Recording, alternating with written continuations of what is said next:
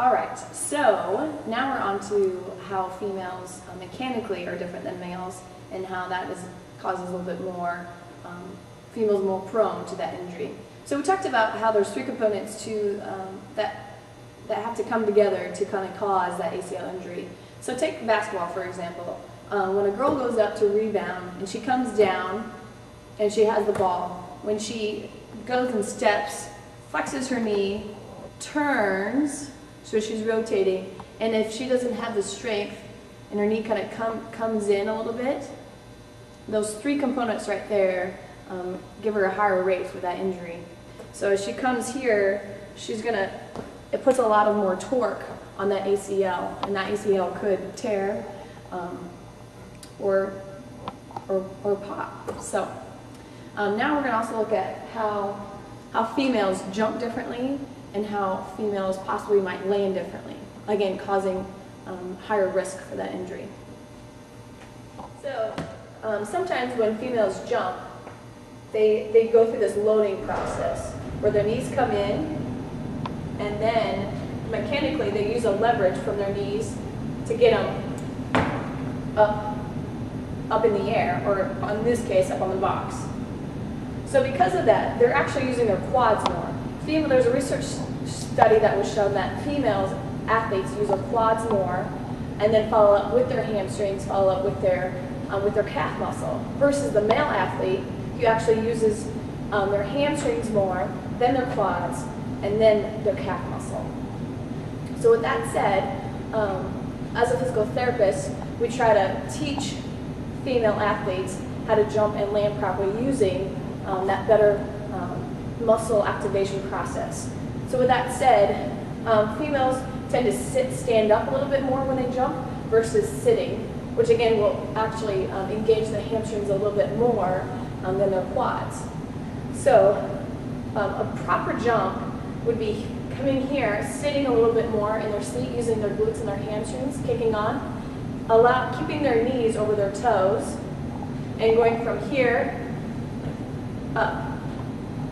And if you notice, when I landed, I didn't land straight down. Again, females tend to load their joints a little bit more than males. And you can hear that just by how hard I hit the box. So again, females tend to come in, stand up a little bit more, their knees come in, and land in a more awkward, valgus kind of position, versus a male athlete who sits a little bit more, generates a lot of their force from their hamstring, comes up, and lands knee over toe. All right, so there's two parts to jumping. Jumping in the air, and then also landing. So there's the whole loading process to get you up in the air, but there's also that landing process as well. So when a girl is up in the air, and then when she lands, again, you have to consider the same components as you're jumping. So again, females typically, when they land, they're going to start up here, they grab the rebound, or coming down from a volleyball jump. They come down, and their knees are going to come in automatically. Again, they're going to be a little bit more upright in their stance. So therefore, they're using their quads a lot more. They're putting a lot more stress and loading through their knees. So therefore, their ACL has to work a lot more to prevent that twisting, preventing that tibia from coming forward.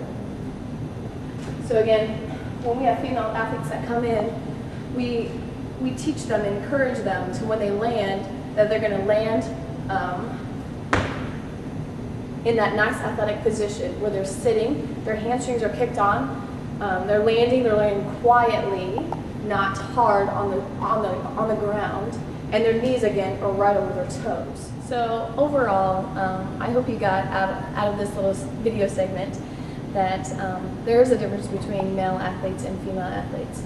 So athletes in general should not be treated the same, and physical therapists should take a little bit more look, coaches should take a little bit more time, parents should also take a little bit more time just to watch and nurture and kind of teach their female athletes how to land and how to jump properly because they generally recruit different muscles differently, and they're anatomically made differently.